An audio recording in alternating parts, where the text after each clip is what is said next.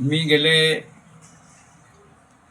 40 वर्षापासून काँग्रेस पक्षाचं काम करत आलो. त्याच्यामध्ये मी जवळजवळ 27 वर्ष अध्यक्षपद सांभाळले. त्याच्यामध्ये युथ काँग्रेसचं 12 वर्ष आणि 15 वर्ष ब्लॉक काँग्रेसचं अध्यक्षपद सांभाळलं. हे सांभाळत असताना बरेच चढ उतार झाले, पण आम्ही एकनिष्ठ राहून पक्षाचे आम्ही काम करत आलो होतो. परंतु आता वाडा नगरपंचायतचं इलेक्शन लागलं असता मनीष गणोरे त्यांच्याबरोबरचे काही दलाल या लोकांनी AB फॉर्म जे प्रोटोकॉलप्रमाणे तालुका अध्यक्षाकडे द्यायला पाहिजे ते न देता राजू वाडिया यांच्याकडे दिले असं त्यांनी सांगितलं. आता ते न दिल्यामुळं मी एवढे वर्ष एकनिष्ठ काम करत आलो. माझा घराणा अख्खा काँग्रेसच्या बरोबर राहिला आणि मागच्या इलेक्शनला पण 2 माझ्या वार्डामधल्या मी नगरसेविका निवडून आणल्या होत्या. ज्या मागच्या वर्षीसुद्धा माझ्या मिसेसला तिकीट दिलं आणि 4 दिवसात मनीष गणोरेने इथे भारती सपाटे म्हणून तिचं नाव नसताना पण तिचं नाव आणून ना मग तिला तिकीट दिलं. मग एवढं एकनिष्ठ काम करतो. तीच पद्धत आत्ता झाली. भावाला तिकीट मागितलं नव्हतं, पण मीच भारती सपाटेंना सांगितलं होतं का तुम्ही पक्षाकडून लढवा.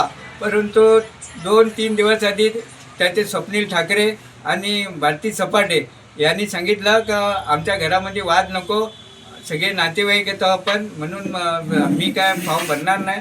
म्हणून मी भावाला सांगितलं का तू इकडनं फॉर्म भरतो का. तो म्हणाला का तू म्हणत असशील तर माझा नाकार नाही. म्हणून मी पक्षाकडं विनंती केली का ही पक्षाची सीट जाऊ नये, म्हणून मी त्याला तिकीट मागत होतो. परंतु AK म्हणा हे दलाल जे वाडा नगरपंचायतमध्ये काम करत होते त्या दलालांनी माझी सीट तर कापलीच. सीट कापण्याबद्दल माझं म्हणणं नव्हतं, परंतु AB फॉर्म जे प्रोटोकॉलप्रमाणे तालुका अध्यक्ष दिले असते किंवा नावं निवडून दिली असती का या उमेदवाराला तुम्ही पत्र द्या, आपलं AB फॉर्म द्या. परंतु असं न होता मला अतिशय दुःख झालं. म्हणून मी आता आज काँग्रेस पदाचा स्वइच्छेने राजीनामा देत आहे. या निवडणुकीच्या पार्श्वभूमीवर तुम्ही आज एवढी वर्ष काँग्रेसचं निष्ठेने काम करत होतात आणि पक्ष आता सोडण्याची किंवा राजीनामा देण्याची तुम्ही जी घोषणा करताय, तर तुम्हाला आता नेमक्या तुमच्या भावना काय आहेत की एवढ्या वर्षाचा पक्ष आपण आज सोडतोय? अतिशय फॅमिली दुःख पण झालेलं आहे. मी गेले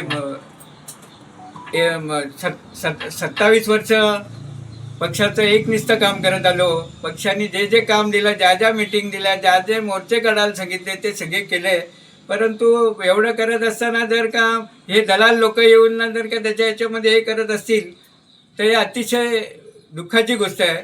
म्हणून मी अतिशय दुःखी झालो आणि आज पदाचा राजीनामा देते.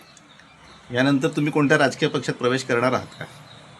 अजून तर असा काय विचार केलेला नाही, पण आता आम्हाला काम करायचं ती आवड आहे. त्याच्यामुळं मला कुठल्या तरी राजकीय पक्षामध्ये जावंच लागेल.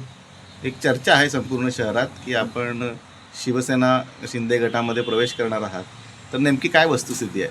विचार आमचा चाललेला आहे. आजच जर उपमुख्यमंत्री साहेब एकनाथजी शिंदे साहेब येत आहेत. ते येत असताना त्यांच्या लोकांनी मला संपर्क केला आणि मला बरं वाटतंय त्यांचं नेतृत्व. काल प्रकाश पाटील साहेब आणि रवींद्र फाटक साहेब हे दोघे आले होते. त्यांच्याबरोबर माझी चर्चा झाली. परंतु मी सांगितलं की बाबा आम्ही आज अचानकपणे प्रवेश घेतो, आम्ही तिथे येतो बऱ्यापैकी कार्यकर्ते येतील, पण जर का हे झालं 3 तारखेला रिझल्ट लागू दे, त्याच्यानंतर मग बाकी सर्व काय असेल ती टीम येईल, पण टीम सगळी कामाला लागेल. या राजीनाम्यानंतर काँग्रेस पक्षाला तुम्ही काय सांगू शकता त्यांच्या नेतृत्वाला? मी आज एवढे वर्ष एकनिष्ठ राहून काम केलेलं आहे आणि कुठल्याही प्रकारचा आजपर्यंत कुठल्या पत्रकारांनी माझ्याविषयी वाईट लिहिलं नाही किंवा कुठल्याही संघटनेने वाईट म्हटलं नाही. मी तर आजपर्यंत चांगलंच काम करत आलो आहे आणि याच्यापुढे चांगलं काम करेल. आणि तुमच्या पक्षाची आता ही आपली शिंदे गटाची सीट आहे ती निवडून आणायला जो लागेल तो प्रयत्न करेल आणि सीट 100% निवडून आणणार.